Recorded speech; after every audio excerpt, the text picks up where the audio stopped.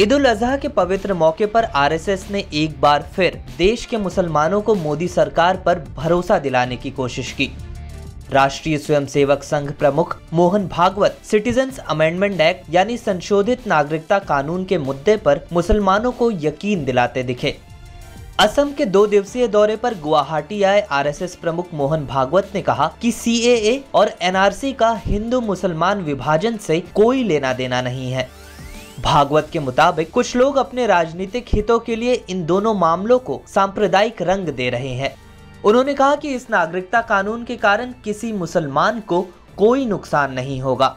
भागवत ने CAA NRC पर एक किताब के विमोचन के मौके पर कहा, आजादी के बाद देश के पहले प्रधानमंत्री ने कहा था कि अल्पसंख्यकों का ध्यान रखा जाएगा और अब तक ऐसा ही किया गया है। हम ऐसा आगे भी करेंगे। सीएए के कारण किसी मुसलमान को कोई नुकसान नहीं होगा। और विभाजन के बाद जो इतिहास हुआ है उसमें एक आश्वासन नेहरू लियाकत करार में दिया गया कि हम अपने देश की माइनॉरिटीज की चिंता करेंगे। हम आज तक उसका पालन कर रहे हैं, पाकिस्तान ने नहीं किया। दरअसल 2019 में संसद में भारी हंगामे के बीच पारित हुए इस कानून के मुताबिक बांग्लादेश, पाकिस्तान और अफगानिस्तान जैसे मुस्लिम बहुल मुल्कों से भारत आए अल्पसंख्यक प्रवासियों को भारत की नागरिकता मिलना अब आसान हो गई है।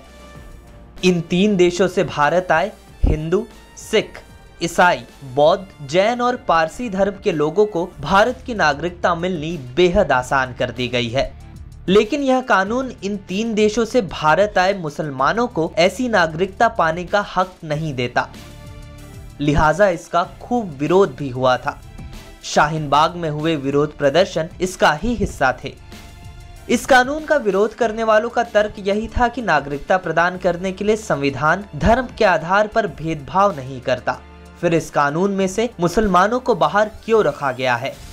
सीएए को संसद में पास हुए 1.5 साल से ज्यादा का वक्त हो चुका है, लेकिन यह कानून अब तक लागू नहीं किया जा सका है। इस मामले में गृह मंत्रालय ने कानून से जुड़े नियम अब तक तय नहीं किए हैं। इस वजह से इसका फायदा प्रवासी नहीं उठा पाए हैं। संसदीय समिति ने गृह मंत्रालय को नियम तैयार करने के लिए एक बार फिर 3 महीने का समय दिया है। इससे पहले नियम तय करने के लिए 9 अप्रैल को भी समिति ने 9 जुलाई तक का समय दिया था। कुछ दिन पहले मुस्लिम राष्ट्रीय मंच के एक कार्यक्रम में मोहन भागवत ने कहा था कि सभी भारतीयों का डीएनए एक ही है, चाहे धर्म कोई भी हो। सिर्फ पूजा करने के तरीके के आधार पर लोगों में भेद नहीं किया जा सकता। संघ प्रमुख ने यह भी कहा था कि लिंचिंग करने वाले हिंदुत्व के विरोधी हैं। उनके इस बयान को अगले साल उत्तर प्रदेश में होने वाले विधानसभा चुनाव से भी जोड़कर देखा जा रहा है। हम समान पूर्वजों के वंशज हैं। अब ये विज्ञान से भी सिद्ध हो चुका है। 40,000 साल पूर्व से हम भारत के सब लोगों का डीएनए, सब लोगों का निरपवाह डीएनए समान है। उनके इस बयान पर एआईएमआईएम प्रमुख असदुद्दीन ओवैसी ने ट्वीट कर कहा था कि आरएसएस प्रमुख ने कहा है कि लिंचिंग करने वाले हिंदुत्व विरोधी है।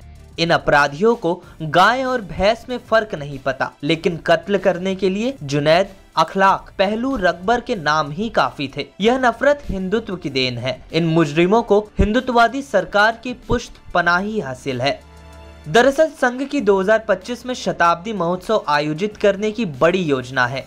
इसकी सफलता इस बात पर निर्भर करेगी कि 2024 के आम चुनाव के बाद भाजपा सत्ता में रहती है या नहीं। इसलिए अपने इन बयानों से आरएसएस मुस्लिमों को भी साधने की जुगत कर रहा है। इस वीडियो में फिलहाल के लिए इतना ही। देश दुनिया की तमाम ताज़ा तरीन खबरों के लिए लोकमत हिंदी को सब्सक्राइब करें। अगर यह वीडियो आप फेसबुक पर देख रहे हैं तो हमारे पेज को फॉलो करना न भूलें।